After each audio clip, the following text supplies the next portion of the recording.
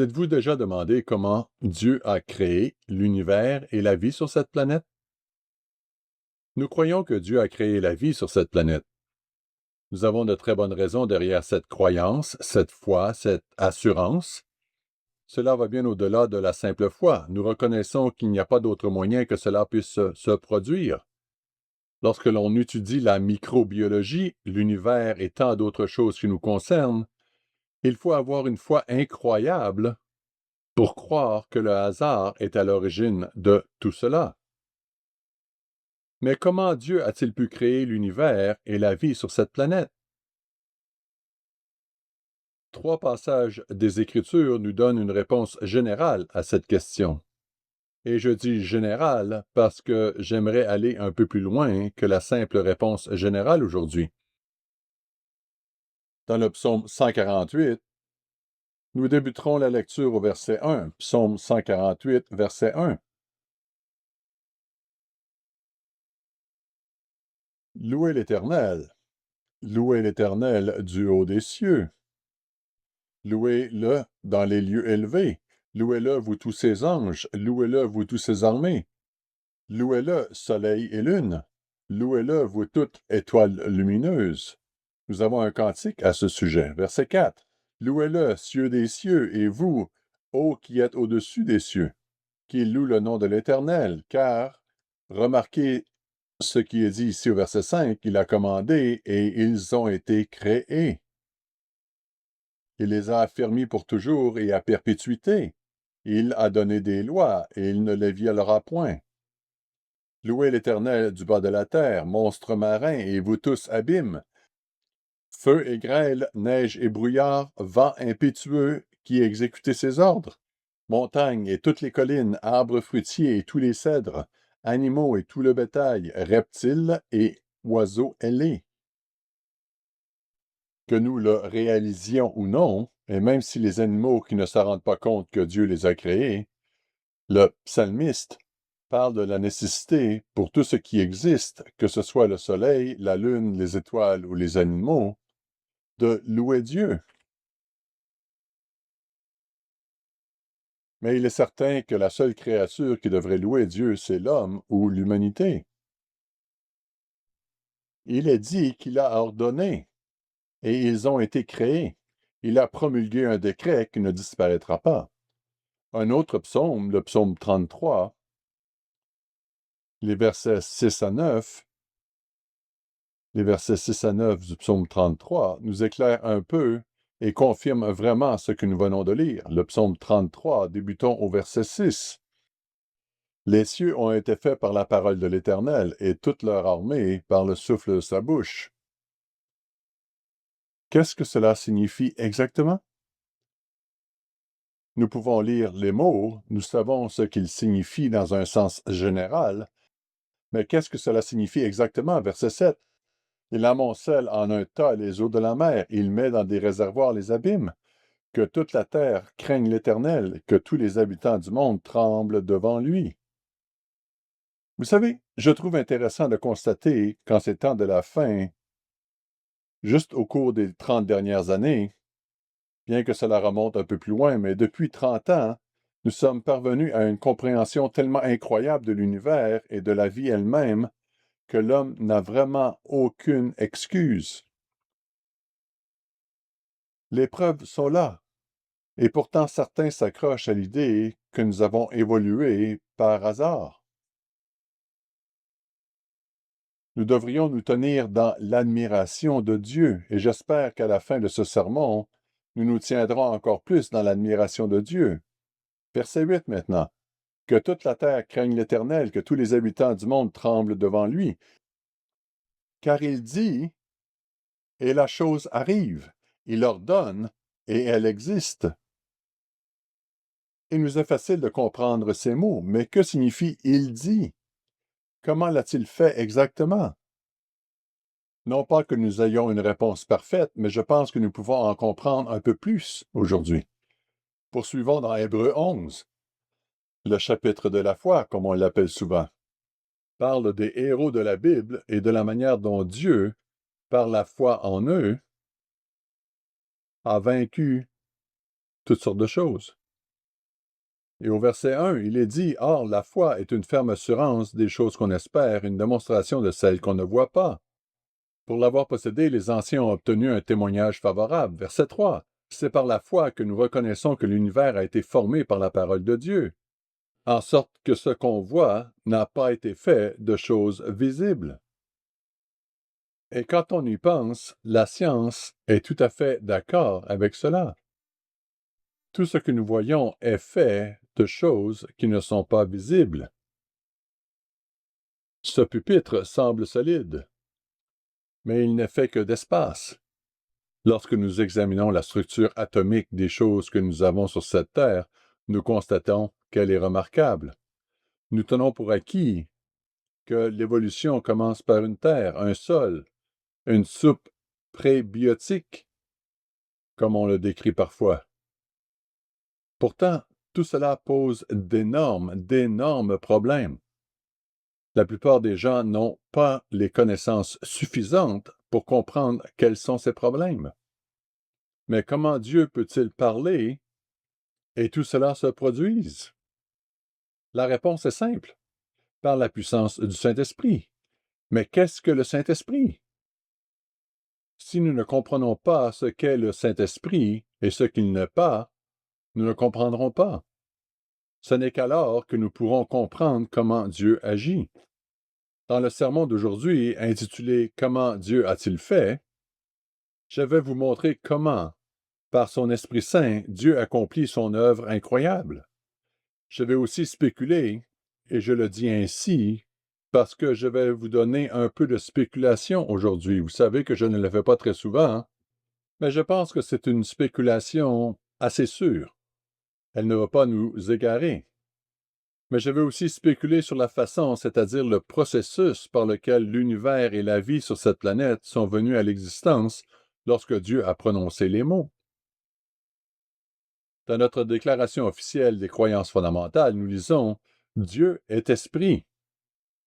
Le Saint-Esprit est l'essence même, la pensée, la vie et la puissance de Dieu. Le Saint-Esprit n'est pas un être ou une personne. Voilà qui nous différencie de la plupart de ce que l'on appelle le christianisme dominant.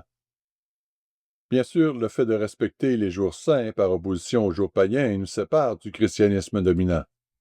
Il y a beaucoup d'autres choses qui nous séparent du christianisme traditionnel, parce que le christianisme populaire n'est pas le christianisme. C'est du paganisme marqué du sceau du christianisme. Nous avons beaucoup de matériel à ce sujet et je pense que la plupart d'entre vous le comprennent, sinon vous ne seriez pas ici. Nous avons par exemple la brochure sur le christianisme contrefait de Satan, ainsi que la bête de l'Apocalypse, et toute une série de brochures qui montrent vraiment où le christianisme s'est perverti. La restauration du christianisme originel est une autre brochure sur ce sujet. Mais l'idée que le Saint-Esprit est une personne faisant partie d'une trinité fermée à 3 personnes est un mensonge qui ne trouve pas son origine dans les Écritures, bien qu'on puisse le prétendre en prenant quelques Écritures et en ne tenant pas compte de la vue d'ensemble de la situation. Mais il y a de grandes implications. Et comme nous le verrons, cela affecte le sujet dont nous parlons aujourd'hui. Notre déclaration officielle des croyances fondamentales poursuit en disant « Il est inhérent au Père et au Fils. Il émane d'eux à travers l'univers. » Elle fait ensuite référence à 3 textes bibliques que l'on peut consulter. Regardons-les. 1 Roi, chapitre 8. Nous voyons que l'Esprit de Dieu émane dans tout l'univers. 1 Roi 8 nous montre que c'est à ce moment-là que l'arche de l'Alliance a été apportée dans le temple et que Salomon a prononcé la prière de dédicace. 1 Roi 8, le verset 27, il est dit « Mais quoi? Dieu habitera-t-il vraiment sur la terre? Voici les cieux et les cieux des cieux ne peuvent te contenir, combien moins cette maison que je t'ai bâtie. » Salomon a donc construit le temple comme un lieu d'habitation de Dieu, pour ainsi dire. mais il a reconnu que cela ne pouvait pas contenir Dieu et son esprit. Que les cieux, l'ensemble de l'univers, ne peuvent pas contenir Dieu, parce que Dieu est au-dessus de l'univers, parce qu'il a créé l'univers. Il est bien plus grand que toutes les étoiles et les galaxies qui existent, tout ce que nous appelons l'univers. Remarquons dans le psaume 139. Nous allons de nouveau dans le livre des psaumes, psaume 139, et nous commencerons au verset 7. Il est dit au verset 7, « Où irai-je loin de ton esprit, et où fuirai-je loin de ta face? » Les gens pensent parfois qu'ils peuvent faire quelque chose que Dieu ne voit pas. Nous pensons que l'obscurité nous cachera de Dieu, ou que nous irons dans l'océan ou dans un endroit éloigné. Je ne sais pas si nous pensons de cette façon, mais je suppose qu'il y a des gens qui pensent que Dieu ne voit pas. En fait, je sais qu'il y a des gens comme ça, qui pensent que Dieu ne voit pas. Mais il dit, verset 7, « Où irai-je loin de ton esprit, ou où fuirai-je loin de ta face? » Verset 8, « Si je monte aux cieux, tu y es. Si je me couche au séjour des morts, t'y voilà. Si je prends les ailes de l'aurore, et que j'aille habiter à l'extrémité de la mer, là aussi ta main me conduira, et ta droite me saisira. » Nous ne pouvons pas échapper à Dieu. Et il dit ensuite au verset 11, « Si je dis au moins les ténèbres me couvriront, la nuit devient lumière autour de moi. Même les ténèbres ne sont pas obscures pour toi. La nuit brille comme le jour et les ténèbres comme la lumière. » Alors, comment Dieu voit-il partout? Comment sait-il ce qui se passe? Eh bien, son esprit transcende tout l'univers. Son esprit, sa puissance y sont projetés. Regardons Jérémie 23. Jérémie 23, les versets 21 à 25. Jérémie 23, versets 21 à 25. Il parle ici des prophètes qu'il n'a pas envoyés. En fait, au verset 20, il est dit, « Vous le comprendrez dans la suite des temps. » Vous pouvez lire tout le contexte ici. Il est question de la prophétie pour la maison d'Israël et aussi pour les prophètes de Juda ou de Jérusalem. Verset 21. « Je n'ai point envoyé ces prophètes, et ils ont couru. Je ne leur ai point parlé, et ils ont prophétisé. S'ils avaient assisté à mon conseil, ils auraient dû faire entendre mes paroles à mon peuple et les faire revenir de leur mauvaise voie, de la méchanceté de leurs actions. Ne suis-je Dieu que de près, dit l'Éternel? Ne suis-je pas aussi un Dieu de loin? Quelqu'un se tiendra-t-il dans un lieu caché sans que je le voie, dit l'Éternel? Ne remplis-je pas, moi, les cieux et la terre, dit l'Éternel? J'ai entendu ce que disent les prophètes qui prophétisent en mon nom le mensonge en disant, « J'ai eu un songe. J'ai eu un songe. » Jérémie dit donc, « Écoutez ces prophètes qui pensent qu'ils peuvent sortir et dire tout ce qu'ils veulent en son nom, en revendiquant son autorité, alors qu'ils n'ont aucune autorité pour le faire. » Il dit, « Ils ne peuvent pas se cacher de moi. Ils doivent penser que je n'existe pas, et ils doivent penser qu'ils peuvent dire ces choses, qu'ils peuvent enseigner ces mensonges, et que je ne les vois pas. Et pourtant, Dieu voit, il sait. C'est par l'Esprit que Dieu a créé toutes choses. » Notez dans Genèse 1, verset 1. Par son Esprit, il a créé toutes choses. Genèse 1, verset 1. Au commencement, Dieu créa les cieux et la terre. Nous savons qu'il y a un intervalle entre les versets 1 et 2. Nous savons que la terre et tout l'univers n'ont pas été créés en 7 jours ou en 6 jours. Mais nous savons qu'au commencement, il y a 2 mots différents utilisés ici pour créer et faire. L'un a trait avec ex nihilo, comme dans à partir de rien, Non pas que ce n'était rien, je veux dire que rien ne vient de rien, pour ainsi dire, mais rien qui puisse être vu, rien qui puisse être compris. Mais il est clair que Dieu a créé les cieux et la terre. Verset 2, la terre était ou devint informe et vide, et il y avait des ténèbres à la surface de l'abîme, et l'Esprit de Dieu se mouvait au-dessus des eaux. Il ne s'agissait pas d'un être planant à la surface des eaux, mais de l'Esprit de Dieu. Je n'ai pas le temps d'aborder tous les aspects de l'Esprit de Dieu dans le sermon d'aujourd'hui. Nous disposons de la déclaration officielle des croyances fondamentales sur ce sujet. Nous avons également la brochure Jean 3,16. Le premier chapitre parle de la nature de Dieu et de la raison pour laquelle le Saint-Esprit n'est pas une personne. Elle entre dans les détails et montre le contexte dans lequel le Saint-Esprit est devenu une partie du soi-disant christianisme. Mais ici, nous voyons que l'Esprit de Dieu se mouvait à la surface des eaux. À la fin de la Bible, dans l'Apocalypse, Apocalypse 4, et au verset 11, Tu es digne, notre Seigneur et notre Dieu, de recevoir la gloire, l'honneur et la puissance, car tu as créé toutes choses, et c'est par ta volonté qu'elles existent et qu'elles ont été créées. L'Esprit de Dieu est la puissance par laquelle le Christ maintient l'univers.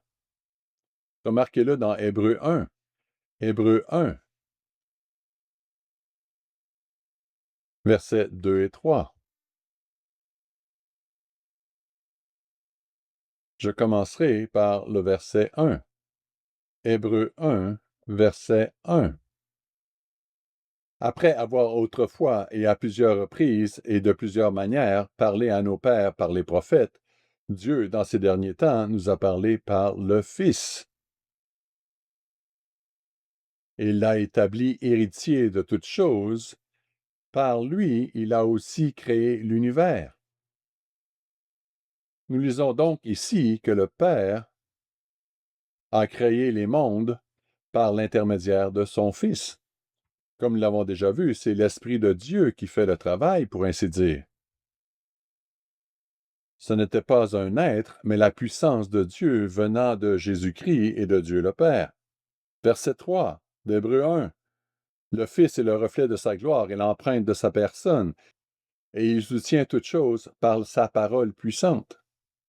Il a fait la purification des péchés et il s'est assis à la droite de la majesté divine dans les lieux très hauts. Ainsi, le Christ soutient toutes choses par la parole de sa puissance. Il est le porte-parole. Et quand nous regardons les choses de cette manière, nous réalisons que c'est lui qui a parlé, que la lumière soit, qu'il y ait des créatures marines, des animaux et de l'herbe, et toutes ces choses différentes. Il a dit ces choses et elles se sont produites, mais encore une fois, comment? Comment cela a-t-il pu se produire? Revenons au psaume 139, où nous étions un peu plus tôt. Psaume 139. Et reprenons ici au verset 13.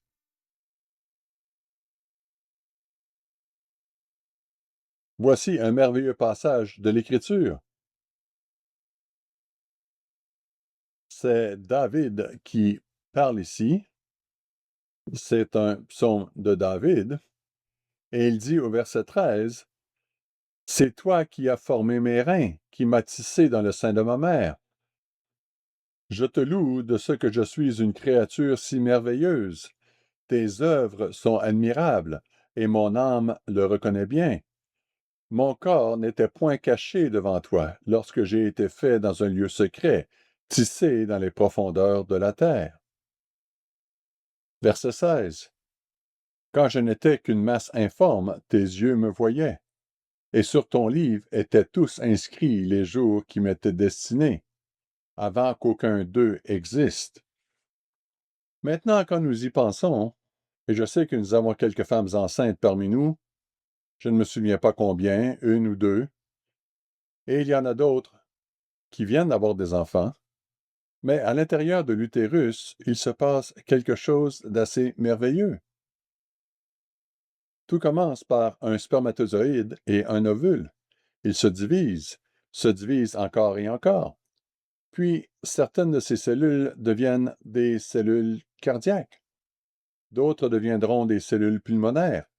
D'autres deviendront des reins. Elles sont toutes différentes. Si vous prenez la chair d'organes, par exemple, un foie est très différent d'un rein et un rein est très différent d'un cœur. Le muscle cardiaque doit fonctionner pour la vie. Il commence avant la naissance et lorsqu'il s'arrête de battre, à moins que quelqu'un ne le fasse redémarrer rapidement, c'est la fin. Et cela ne prend pas beaucoup de temps. Et les poumons, à la naissance de l'enfant, doivent respirer tout de suite. Et s'ils ne le font pas, alors la vie n'aura pas lieu. Vous savez, j'ai lu un livre intitulé Your Designed Body, votre corps façonné. C'est très intéressant parce qu'il y avait toujours une question dans mon esprit à laquelle je n'arrivais pas à répondre. J'ai parlé à un microbiologiste et à quelques autres personnes qui ont étudié la microbiologie.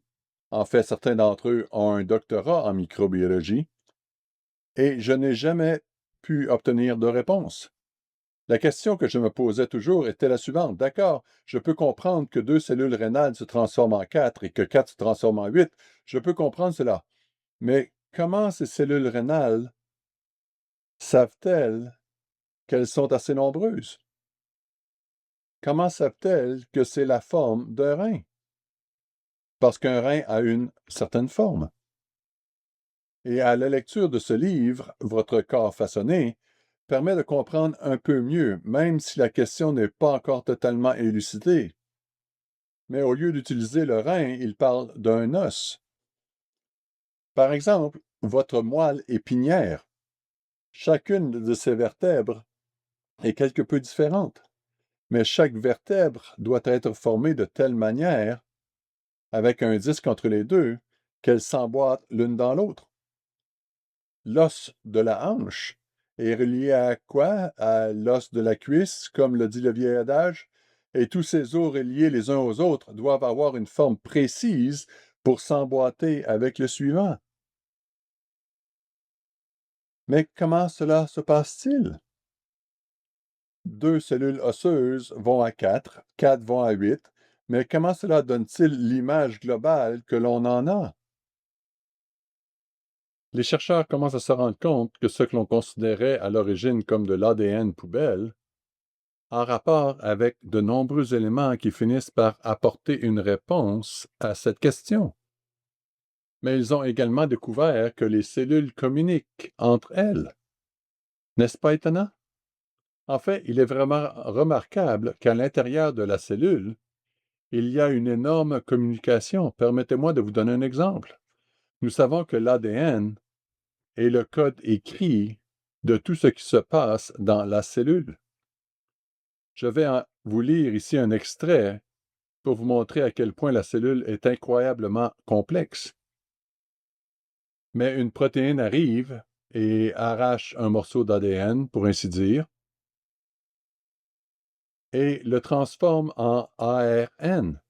Puis l'ARN passe par le ribosome. Et peu importe ce qu'ils disent, c'est ce que le ribosome produit. Il produira les molécules qui donneront naissance à une protéine. Et cette protéine doit être très précise pour pouvoir se plier dans une certaine configuration et devenir une machine. Un ribosome peut créer un autre ribosome, ce qui est une bonne chose s'il doit se produire lui-même. Mais il peut aussi créer du sang, il peut aussi créer tout ce que la cellule a besoin de créer. Lorsque l'on s'arrête et que l'on réfléchit à la complexité de ce processus, c'est vraiment remarquable. Et lorsque nous regardons tout cela, nous devons nous rendre compte que lorsqu'il dit « Je suis une créature si merveilleuse », David n'avait aucune idée de la façon dont nous sommes si merveilleusement faits. Aujourd'hui, nous avons le privilège d'avoir un petit aperçu du sujet. Mais nous n'en savons pas tout. Personne ne sait tout. et je ne sais certainement pas grand-chose comparé à un microbiologiste. Mais je peux lire ce qu'ils disent, et vous pouvez lire ce qu'ils disent. Et nous devrions nous tenir dans une révérence absolue de ce que Dieu a fait. Verset 15, encore une fois. Mon corps n'était point caché devant toi. Lorsque j'ai été fait dans un lieu secret, tissé dans les profondeurs de la terre, quand je n'étais qu'une masse informe, tes yeux me voyaient. Dieu nous a créés de telle sorte que ces deux cellules, le spermatozoïde et l'ovule, vont créer tout ce qui fait de vous ce que vous êtes. Tout a commencé par ces deux cellules. Et si cela n'est pas remarquable, je ne sais pas ce qu'il est. Vous n'êtes pas né comme un chimpanzé, un rhinocéros, un éléphant ou une girafe. Vous avez émergé en tant qu'être humain. Vous n'êtes pas devenu une souris, un chien ou un chat. Tout était programmé. Et qui l'a programmé en premier lieu? J'aimerais lire un peu ici. J'ai déjà lu des extraits de ce livre, Évolution, une théorie en crise, de Michael Denton, et s'il n'y a qu'un seul livre sur le sujet pour réfuter l'évolution, je dirais que c'est celui-là. La boîte noire de Darwin, par Michael Behe, est un autre excellent ouvrage. Le livre Votre corps façonné, dont les auteurs sont un architecte et un médecin, et dont je n'ai pas encore terminé la lecture, est un livre assez étonnant aussi. J'aimerais vous lire un extrait du livre de M. Denton pour montrer ce qu'il faut à Dieu pour créer n'importe quelle créature. Un être humain ou n'importe quelle créature, parce que nous nous demandons comment il l'a fait. À la page 342, on peut lire « C'est l'universalité même de la perfection, le fait que partout où nous regardons, quelle que soit la profondeur de notre regard, nous trouvons une élégance et une ingéniosité d'une qualité absolument transcendante qui s'oppose à l'idée du hasard. » Vous savez, David pouvait regarder et voir un oiseau. Il pouvait voir une grenouille. Il pouvait voir tout ce qu'il regardait de parfaites petites créatures ou de grandes créatures. Et c'est ce que Denton dit ici. Mais il ne s'agit pas simplement de l'aspect extérieur de quelque chose. Mais lorsque vous l'examinez au niveau moléculaire, vous voyez la perfection. Je cite, « Est-il vraiment crédible que des processus aléatoires aient pu construire une réalité dont le plus petit élément, une protéine ou un gène fonctionnel, est d'une complexité qui dépasse nos propres capacités créatives? Une réalité qui est à l'antithèse même du hasard, qui dépasse en tout point tout ce qui a été produit par l'intelligence de l'homme. En d'autres termes, ce que nous trouvons dans la cellule la plus simple, il n'existe pas de cellule simple en passant, cela dépasse de loin tout ce que l'homme peut créer ou fabriquer. Je cite encore, à côté du niveau d'ingéniosité et de complexité dont fait preuve la machinerie moléculaire de la vie, et il s'agit bien de machines, et tous les scientifiques les désignent ainsi, des machines à protéines. Même nos artefacts les plus avancés paraissent maladroits. Nous nous sentons humiliés, comme l'aurait fait l'homme du néolithique face à la technologie du 20e siècle. Ainsi, l'homme dit des cavernes, s'il vivait aujourd'hui et voyait nos cellulaires, nos technologies et tout le reste, il serait humilié par tout cela. Il ne pourrait pas les comprendre. La complexité de tout cela dépasserait de loin l'entendement des hommes des cavernes. Et je dis hommes des cavernes, bien sûr, dans un certain contexte où l'évolution voudrait nous le faire croire. Nous prendrons leur point de vue à ce sujet pour l'instant.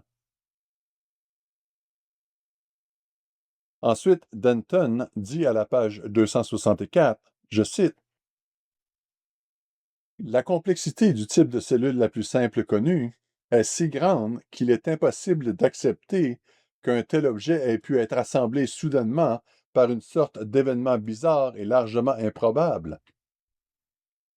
Un tel événement serait indiscernable d'un miracle. » J'aimerais lire encore une autre citation. Nous avons tous entendu parler des enzymes, n'est-ce pas? Mais savez-vous ce qu'est une enzyme? Certains d'entre vous le savent probablement, d'autres non.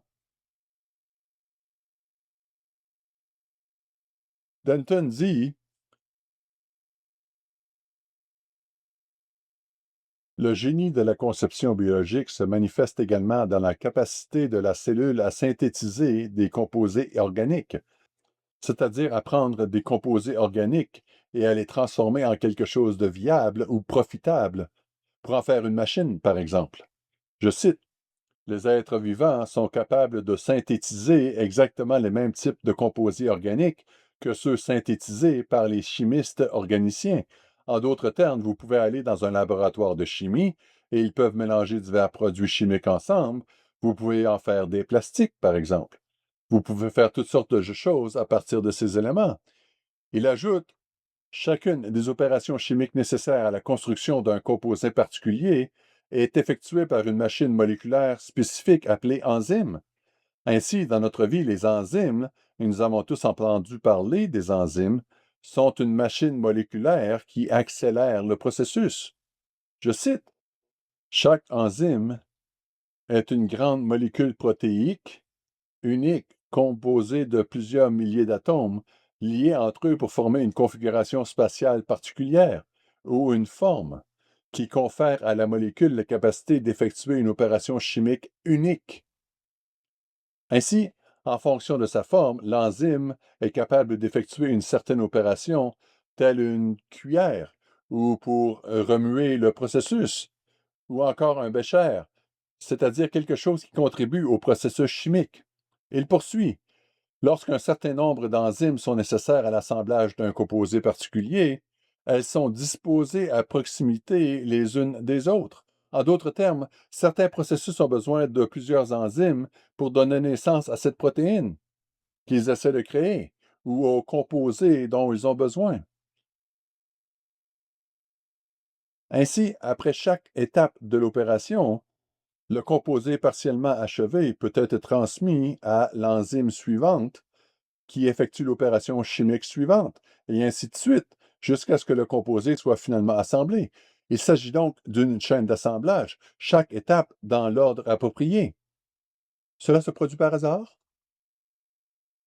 Le processus est si efficace que certains composés peuvent être assemblés en moins d'une seconde, alors que, dans de nombreux cas, les mêmes opérations de synthèse effectuées par des chimistes, même dans un laboratoire bien équipé, prendrait plusieurs heures ou jours ou voire semaines. Pourtant, au sein de la cellule, elle peut se faire en quelques secondes, voire moins d'une seconde. Mais nous ne pouvons pas le faire aussi rapidement. Il nous faut plus de temps dans nos laboratoires et dans tout ce que nous faisons. J'aimerais vous lire quelque chose que je pense avoir déjà lu, mais je veux que nous comprenions à quel point Dieu a fait de l'humanité une merveille. Et pas seulement l'humanité, mais de tout, d'un arbre à un arbuste, à un ver, à n'importe quelle sorte d'animal. Il dit ici: pour saisir la réalité de la vie telle qu'elle est révélée par la biologie moléculaire, nous devons agrandir une cellule de milliers de millions de fois, jusqu'à ce qu'elle ait un diamètre de 20 kilomètres et qu'elle ressemble à un dirigeable géant, assez grand pour couvrir une ville comme Londres ou New York. Donc, 20 kilomètres, c'est environ 11 000. Pensez quelque chose qui a une taille de 11 000, et c'est une cellule qui se trouve dans votre corps à ce moment, agrandie à cette taille. Elle est agrandie à ce point. Je cite: à la surface de la cellule, vous verriez des millions d'ouvertures, comme les hublots d'un vaste vaisseau spatial qui s'ouvre et se ferme pour permettre à un flux continu de matériaux d'entrer et de sortir. Si nous entrions dans l'une de ces ouvertures, nous nous retrouverions dans un monde d'une technologie suprême et d'une complexité déconcertante. Nous verrions une infinité de couloirs et de conduits hautement organisés se ramifier dans toutes les directions à partir du périmètre de la cellule. certains menant à la banque de mémoire centrale et au noyau, et d'autres aux usines d'assemblage et aux unités de traitement. Et quand on parle usines d'assemblage, de montage, c'est exactement ce qu'elles sont. Ces petites protéines, en particulier les ribosomes, assemblent des protéines, d'autres protéines. Et on peut se poser des questions. Comment la protéine peut-elle aller dans le noyau et couper une certaine section de ce que l'on appelle un gène et l'extraire pour assembler une protéine? Comment sait-elle quand le faire ou l'amener et quoi faire? C'est comme si tout ce qui se trouve dans la cellule était si mécanique qu'il sait ce qu'il doit faire. Je sais encore, le noyau lui-même serait une vaste chambre sphérique de plus d'1 kilomètre de diamètre, ressemblant à un dôme géodésique, à l'intérieur duquel nous verrions des kilomètres de chaînes enroulées de molécules d'ADN, soigneusement empilées en réseaux ordonnés. Une vaste gamme de produits et de matières premières circulerait le long de tous les conduits multiples de manière très ordonnée vers et depuis les diverses usines d'assemblage situées dans les régions extérieures de la cellule. Nous nous étonnerions du niveau de contrôle implicite dans le mouvement de tant d'objets le long de tant de conduits apparemment sans fin, tous à l'unisson parfait. Nous verrions tout autour de nous, dans toutes les directions, toutes sortes de machines ressemblant à des robots. Nous remarquerions que le plus simple des composants fonctionnels de la cellule, les molécules de protéines, est une machinerie moléculaire étonnamment complexe, chacune étant constituée d'environ 3000 atomes disposés dans des configurations spatiales tridimensionnelles, hautement sophistiquées ou hautement organisées. Nous nous émerveillons encore plus en observant les activités étrangement utiles de ces étranges machines moléculaires, en particulier lorsque nous réalisons que, malgré toutes nos connaissances accumulées en physique et en chimie, la tâche de concevoir une telle machine moléculaire, c'est-à-dire une seule molécule de protéines fonctionnelles, serait complètement au-delà de nos capacités actuelles et ne serait probablement pas accomplie avant au moins le début du siècle prochain. Eh bien, nous sommes déjà dans le siècle prochain depuis que ce livre a été écrit, et pourtant nous ne pouvons toujours pas y parvenir. Pourtant, la vie de la cellule dépend des activités intégrées des milliers, certainement des dizaines et probablement des centaines de milliers de molécules de protéines différentes. Autant de petites machines. Nous verrions que presque toutes les caractéristiques de nos propres machines avancées ont leurs analogues dans la cellule. En d'autres termes, lorsque nous observons nos machines, nous constatons qu'il existe quelque chose de similaire dans la cellule de la vie. Les langages artificiels et leurs systèmes de décodage, des banques de mémoire pour le stockage et la récupération d'informations, d'élégants systèmes de contrôle régulant l'assemblage automatisé des pièces et des composantes, des dispositifs de sécurité contre les erreurs et de relecture utilisés pour le contrôle de la qualité, des processus d'assemblage impliquant le principe de la préfabrication et de la construction moléculaire. En fait, l'impression de déjà-vu. En d'autres termes, lorsque nous verrons toutes ces machines qui fonctionnent ici, sera si profonde, l'analogie si convaincante, qu'une grande partie de la terminologie que nous utiliserions pour décrire la fascinante réalité moléculaire serait empruntée au monde de la technologie de la fin du 20e siècle. Nous serions témoins d'un objet ressemblant à une immense usine automatisée, une usine plus grande qu'une ville et remplissant presque autant de fonctions uniques que toutes les activités manufacturières de l'homme sur Terre. Cependant, cette usine aurait une capacité qui n'est égalée par aucune de nos machines les plus avancées. Elle serait capable de reproduire toute sa structure en l'espace de quelques heures. Assister à un tel acte, à un grossissement de 1000 millions de fois, serait un spectacle époustouflant. C'est vraiment remarquable lorsque nous voyons ce que Dieu a fait. Mais nous devons, une fois de plus, revenir à la question, comment a-t-il pu le faire? Lorsque je regarde la complexité de la vie, je suis en admiration devant Dieu.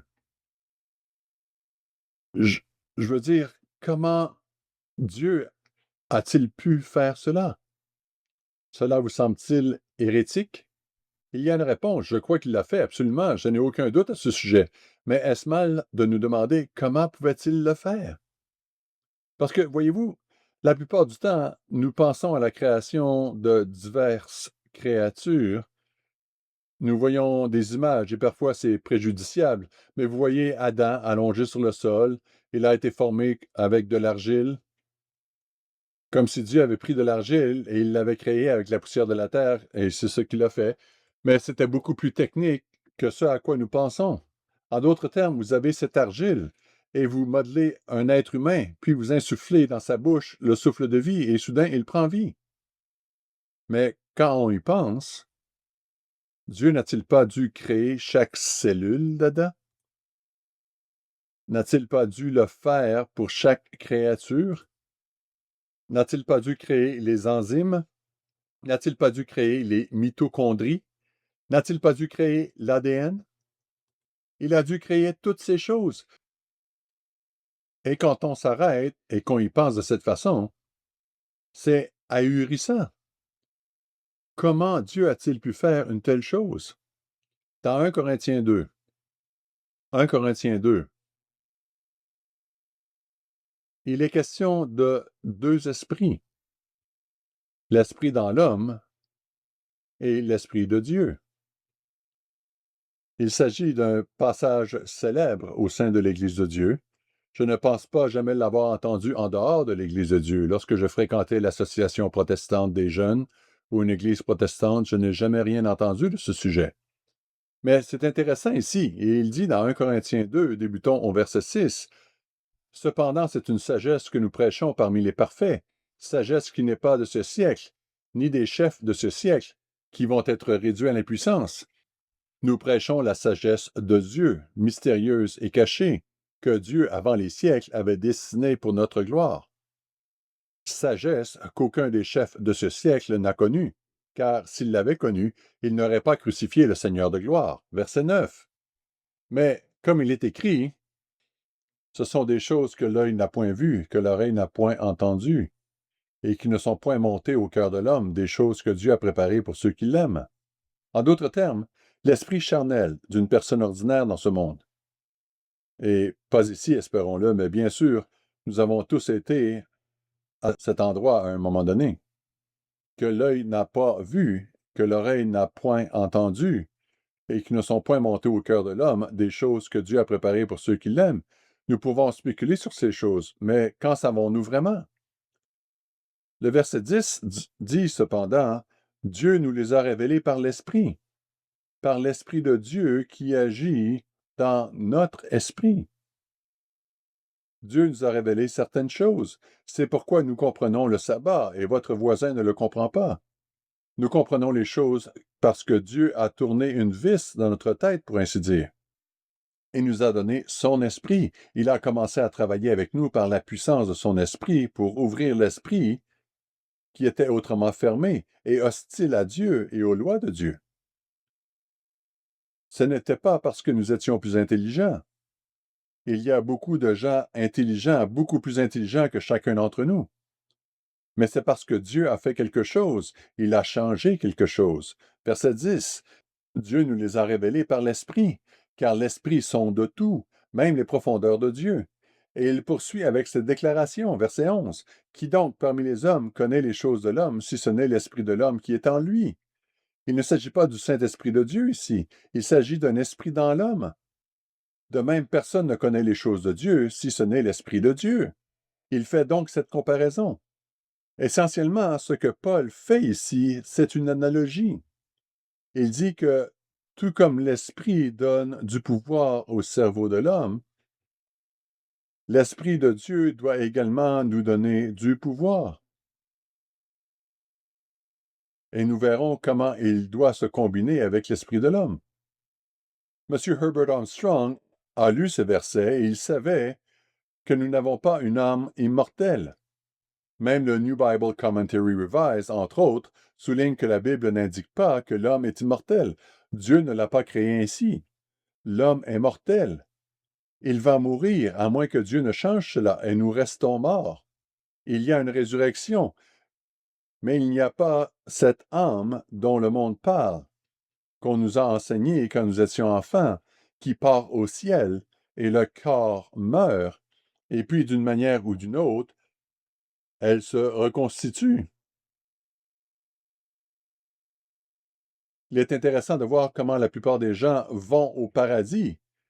Ils n'étaient pas très religieux, mais ils sont tous présentés comme étant au paradis et ils nous regardent d'en haut, et tout ce genre d'idiotie. Ce n'est pas du tout ce que dit la Bible.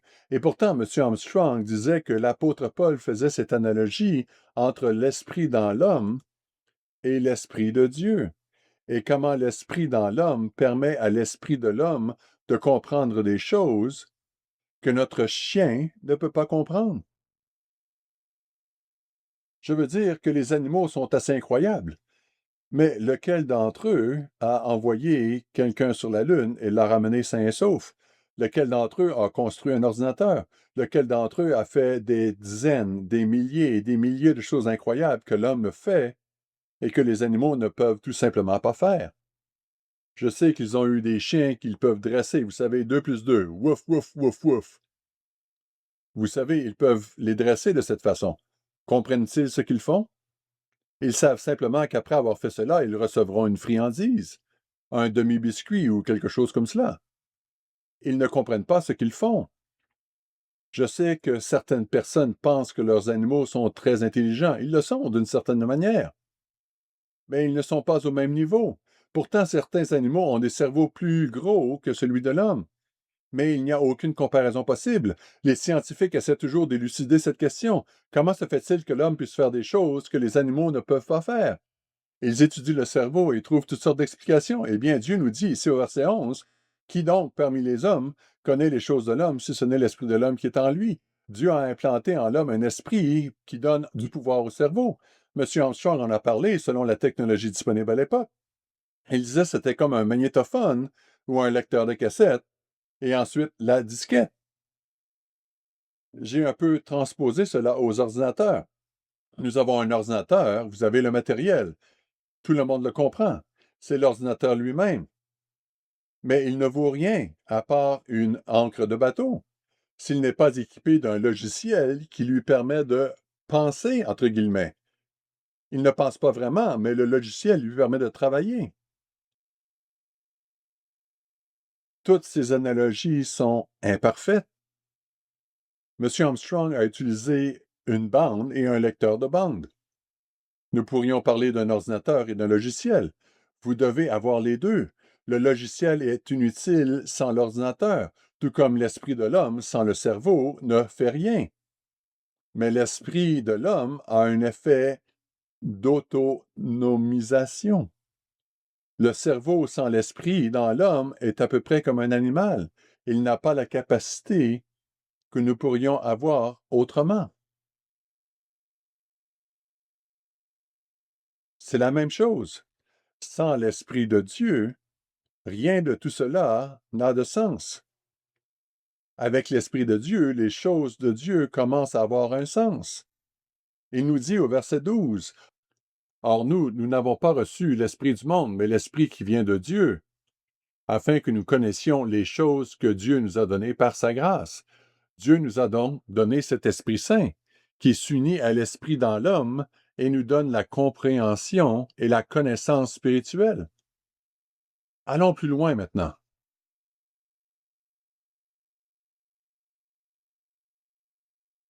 Allons plus loin et demandons-nous encore une fois, comment Dieu a fait tout cela?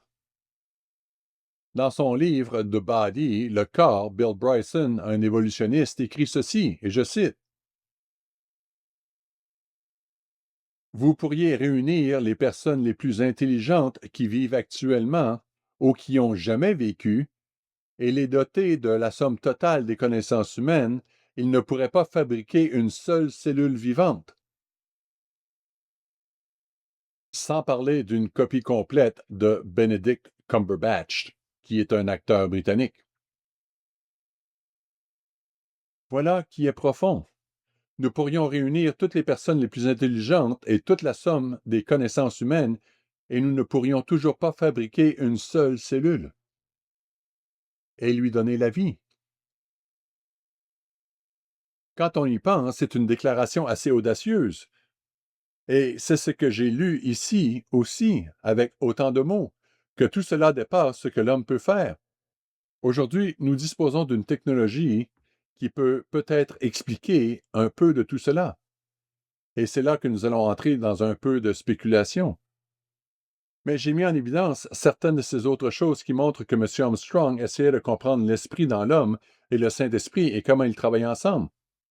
Et en utilisant la technologie d'aujourd'hui, comme nous le lisons dans le livre de Denton, les choses que nous voyons dans la cellule, nous utilisons des exemples modernes pour les expliquer. Des machines moléculaires. Nous utilisons ce type de terminologie, architecture, logiciel de correction, toutes sortes d'analogies. Aucune d'entre elles n'est parfaite, mais elle nous aide à comprendre quelque chose. Nous avons ce que l'on appelle l'intelligence artificielle. Vous savez, cela peut nous donner un indice. Qu'est-ce que l'intelligence artificielle? Si j'ai bien compris, il s'agit de prendre des super-ordinateurs, d'énormes banques d'ordinateurs, et de tout y faire entrer. Tout ce qui se trouve sur l'Internet, tout ce qui se trouve dans tous les livres qui ont été écrits. En substance, il s'agit de faire exactement ce que Bill Bryson a dit. Nous pourrions rassembler toutes les connaissances de tout le monde et de les mettre ensemble. Mais nous ne pourrions toujours pas créer la vie. L'intelligence artificielle rassemble tout.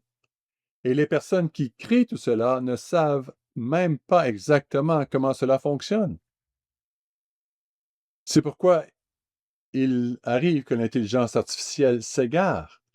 Il fait quelque chose qu'il n'est pas censé faire et il vous ment. Mais il s'agit d'un complexe d'ordinateurs. Ils disent qu'il faudrait une énorme quantité d'énergie pour alimenter l'intelligence artificielle. Ils prennent cela et ensuite vous dites, OK, chat GPT, je veux voir à quoi ressemblerait une file d'attente à New York, où tous les gens feraient la queue, chacun ayant une raison différente pour expliquer pourquoi il fait la queue. Tout cela existe. M. Smith va chercher ce genre de choses de temps en temps. Et donc, vous voyez cette ligne de personnes ressemblant à des humains. Je veux dire, ils ressemblent à des humains ordinaires. Je veux dire, ça devient tellement réaliste. Et ils n'existent pas. Mais ils ont l'air d'exister. Et quelqu'un vient les interviewer. Je pensais que c'était en raison d'une nouvelle émission. Et quelqu'un d'autre répond, je pensais que c'était à cause d'une vente à tel ou tel endroit. Et ils font tous la queue. Et si vous ne saviez pas que c'est l'intelligence artificielle qui l'a fait, vous le croiriez probablement. La seule chose qui cloche, c'est qu'il y a un moine bouddhiste qui fait la queue à New York. Cela semble un peu déplacé. Mais si vous êtes vraiment bon, vous pouvez voir d'autres choses. Quelqu'un a peut-être 6 doigts ou quelque chose comme ça, mais de nos jours, on nettoie bien ces choses-là. C'est vraiment incroyable. En fait, il y a des Jeux olympiques pour les chats, où des chats font de grands plongeons, des sauts périlleux et toutes sortes d'autres choses de ce genre. Vous reconnaissez qu'il s'agit là d'une intelligence artificielle, mais en réalité, vous disposez d'une banque de connaissances. Vous lui dites, voici ce que je veux. Et elle met en image bidimensionnelle, et je suppose, avec le temps, en image tridimensionnelle. D'accord? Dieu n'est pas une super banque d'ordinateurs, mais il a la connaissance, il a la compréhension.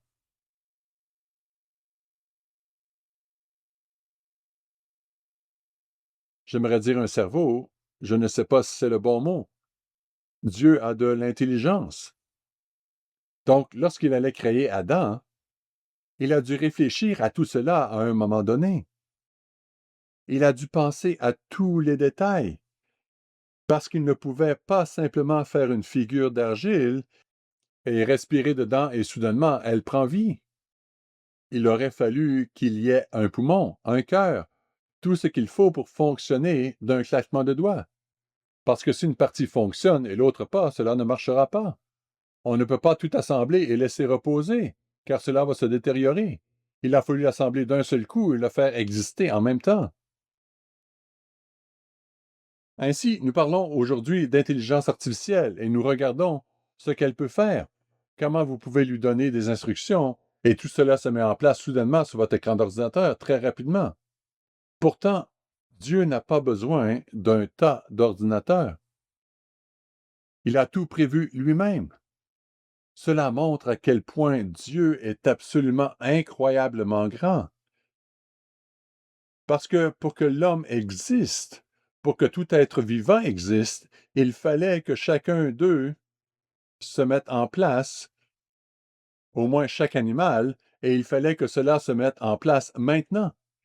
Sinon, nous nous détériorions immédiatement. Vous arrêtez de respirer et cela ne prend pas beaucoup de temps. Vous commencez à vous détériorer. L'Esprit de Dieu est donc comme une intelligence artificielle, mais ce n'est pas une intelligence artificielle. Appelons-le intelligence toute puissante. D'accord? ITP, intelligence toute puissante. Il a dû y réfléchir, il a dû planifier ces choses, il a dû concevoir toutes ces choses. Et puis, comme pour l'intelligence artificielle, vous lui donnez les paramètres et boum!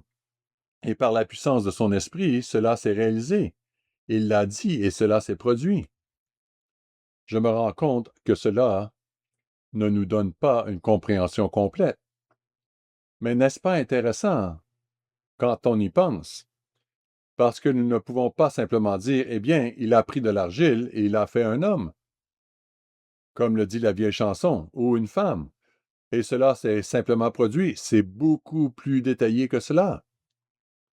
Je pense que c'est intéressant quand on y pense de cette façon. Mais vous savez, ce n'est pas toute l'histoire. C'est une partie de l'histoire. Allons un peu plus loin dans cette histoire, justement. Dieu nous a créés pour que nous devenions ses fils et ses filles. Et c'est par son esprit, le même esprit qui a créé la vie, l'esprit en nous qui nous transforme pour penser et agir comme lui. Comme nous le lisons ici dans 1 Corinthiens 2. L'esprit dans l'homme donne du pouvoir au cerveau de l'homme et le Saint-Esprit entrant dans l'esprit de l'homme nous donne le pouvoir, la capacité de penser sur un plan divin, pas au même degré que Dieu pense, mais sur un plan divin. Reportons-nous à 1 Jean 3. 1 Jean 3 et au verset 9.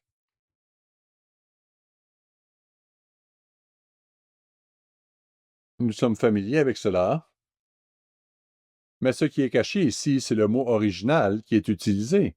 Il dit au verset 9, « Quiconque est né ou engendré de Dieu ne pratique pas le péché, parce que la semence de Dieu. » Remarquez ici, on parle de la semence de Dieu, demeure en lui. Il ne peut pécher parce qu'il est né ou a été engendré de Dieu. Le mot semence ici est sperma, le sperme de Dieu en quelque sorte. Il est dit que la semence de Dieu demeure en lui.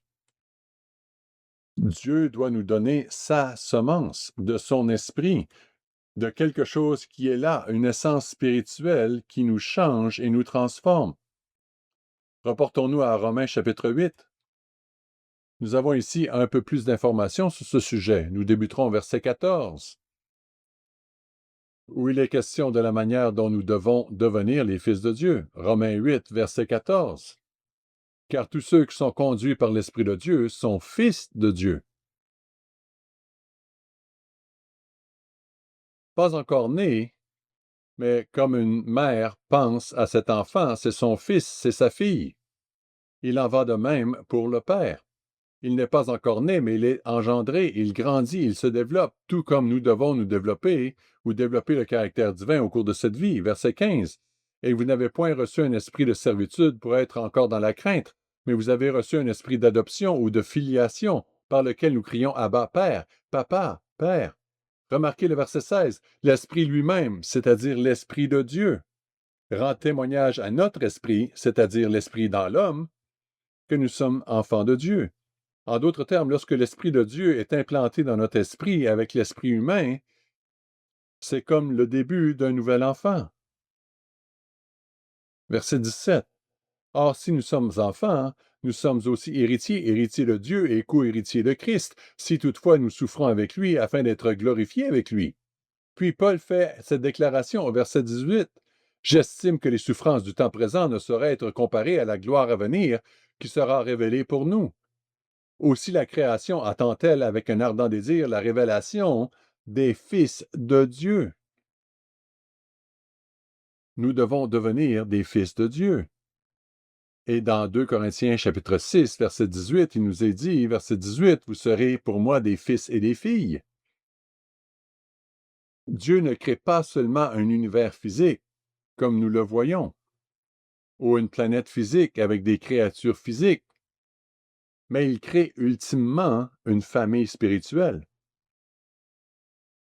Dans Galates 2, 20, Galates 2, verset 20,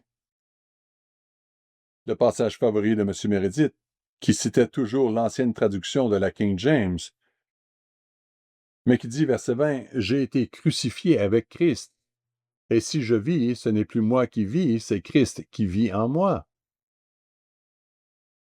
Si je vis maintenant dans la chair, je vis comme il se doit dans la foi du Fils de Dieu. » Autrement dit, la foi du Christ en nous, parce qu'il m'a aimé et qu'il s'est livré lui-même pour moi. Ainsi, Dieu nous donne son Saint-Esprit et nous devons faire mourir le vieil homme. Nous devons adopter un nouveau mode de vie, comme illustré lors de notre baptême, et c'est par son esprit qu'il nous change et nous transforme pour que nous puissions penser comme il pense et agir comme il agit. Ainsi, lors des camps d'été, nous enseignons à nos jeunes gens la règle d'or. Fais aux autres ce que tu voudrais qu'ils te fassent. Pensez au bien-être de l'autre et non pas seulement à votre propre personne. C'est pourquoi nous leur enseignons à ne pas adopter le style cool, où tout le monde essaie d'avoir l'air cool en portant sa casquette à l'envers ou de côté, en retroussant une jambe de leur pantalon, ou en faisant toutes sortes de choses folles et bizarres pour dire « Hey, regardez-moi !»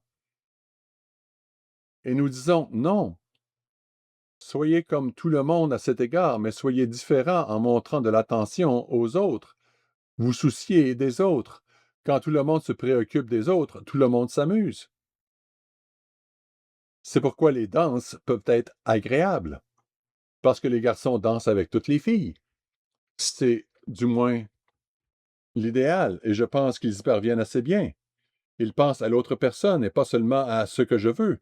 Le mode de vie de Dieu est très différent et nous avons besoin de l'Esprit de Dieu qui travaille avec notre conscience et nous dise « Ce n'est pas comme ça qu'il faut faire, mais ceci est la voie. » Ce physique n'est pas la fin de l'histoire. Dans 1 Jean 3, 1 Jean 3 et le verset 1, 1 Jean 3 et le verset 1, il nous dit ceci, « Voyez quel amour le Père nous a témoigné, pour que nous soyons appelés enfants de Dieu. Et nous le sommes. Nous ne sommes pas des anges comme l'enseigne le monde, pas quand nous aurons nos ailes comme l'enseigne le monde, mais des enfants de Dieu. » Verset 1. Si le monde ne nous connaît pas, c'est qu'il ne l'a pas connu. Bien-aimés, nous sommes maintenant enfants de Dieu. Nous ne sommes pas encore nés, mais nous sommes des enfants de Dieu. Nous sommes encore dans le ventre de notre mère, pour ainsi dire. Et ce que nous serons n'a pas encore été manifesté. On ne sait pas ce que nous serons. Mais nous savons que lorsqu'il apparaîtra, nous serons semblables à lui parce que nous le verrons tel qu'il est. Quiconque a cette espérance en lui, quiconque comprend cela, au moins à un degré rudimentaire, parce que personne ne peut le comprendre parfaitement, mais quiconque comprend ce que Dieu fait, et qu'il crée des enfants, et que nous pouvons naître dans sa famille et être comme lui, de la même substance, et ainsi de suite. Quiconque a cette espérance en lui se purifie comme lui-même est pur. Dans 1 Corinthiens 15, 1 Corinthiens 15, nous commencerons au verset 35. C'est le chapitre de la résurrection. Et il dit, verset 35, « Mais quelqu'un dira, comment les morts ressuscitent-ils? Et avec quel corps viennent-ils? » Verset 36, « Insensé, ce que tu sèmes ne reprend point vie s'il ne meurt. » Verset 37, « Et ce que tu sèmes, ce n'est pas le corps qui naîtra. C'est un simple grain de blé, peut-être, ou d'une autre semence. Puis Dieu lui donne un corps comme il lui plaît, et à chaque semence, il donne un corps qui lui est propre. Il dit, toute chair n'est pas la même chair, mais autre est la chair des hommes, autre celle des quadrupèdes, autre celle des oiseaux, autre celle des poissons. Il y a aussi des corps célestes et des corps terrestres, mais autre est l'éclat des corps célestes, autre celui des corps terrestres. L'un, comme le soleil, a le pouvoir en lui-même, et la lumière de la lune n'est que le reflet du soleil. Verset 41. Autre est l'éclat du soleil, autre l'éclat de la lune, et autre l'éclat des étoiles. Même une étoile diffère en éclat d'une autre étoile. Ainsi en est-il de la résurrection des morts. Le corps est semé corruptible, il ressuscite incorruptible. Il est semé méprisable, et il ressuscite glorieux. Il est semé infirme, et il ressuscite plein de force. Il est semé corps naturel, et il ressuscite corps spirituel. S'il y a un corps naturel, il y a aussi un corps spirituel. C'est intéressant hein, parce que nous pouvons toujours pas savoir exactement à quoi nous ressemblerons. Jean dit que nous ne savons pas vraiment. Nous savons juste que nous serons comme lui. Ici, Paul montre qu'il y a différentes sortes de corps. Et ceux qui disent, eh bien, vous savez, la résurrection, comment peut-il y avoir une résurrection? Il dit qu'il y a un corps différent qui nous sera donné. Certains seront plus brillants que d'autres, apparemment. Certains auront plus d'autorité sur plus de villes, comme nous le lisons dans Luc 19 et ailleurs. À quoi ressemblera notre vie d'être spirituel? Serons-nous comme une apparition? Serons-nous comme Casper, le gentil fantôme, avec une sorte de carapace autour de nous, mais rien à l'intérieur? Allons-nous avoir des poumons? Aurons-nous un cœur? Quoi qu'il en soit, ce sera un esprit. Et il sera tellement différent. Nous n'en savons rien. Nous pouvons spéculer, mais nous ne pouvons pas savoir. Nous savons que le Christ, après sa résurrection, a mangé. Nous savons qu'il est apparu et a disparu. Nous aurons ces choses. Mais comment Dieu va-t-il faire tout cela? Eh bien, nous comprenons que lorsque Dieu nous donne son esprit et que celui-ci s'unit à l'esprit de l'homme, cela crée une nouvelle créature. Certains versets montrent que c'est comme un acompte sur la vie éternelle. C'est comme une sorte de garantie, une sorte de gage. Et ceux dont l'esprit dans l'homme, est uni à l'esprit de Dieu, lorsque nous mourrons, nous serons ressuscités. Et il utilisera cet esprit et ce sera, sans aucun doute, comme un logiciel sans l'ordinateur. Mais il nous donnera un nouveau corps. Et cet esprit, tout ce que nous avons connu et ce que nous étions, va soudainement reprendre vie.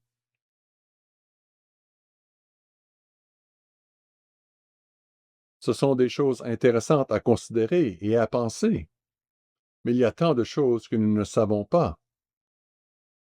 Il est essentiel que l'Esprit de Dieu ne fasse pas partie d'une Trinité fermée à 3 personnes. Une bonne compréhension de l'Esprit de Dieu est essentielle pour savoir ce que Dieu a fait en créant toutes choses, non pas en utilisant une 3e personne, mais par Jésus-Christ, en créant toutes choses par la puissance du Saint-Esprit.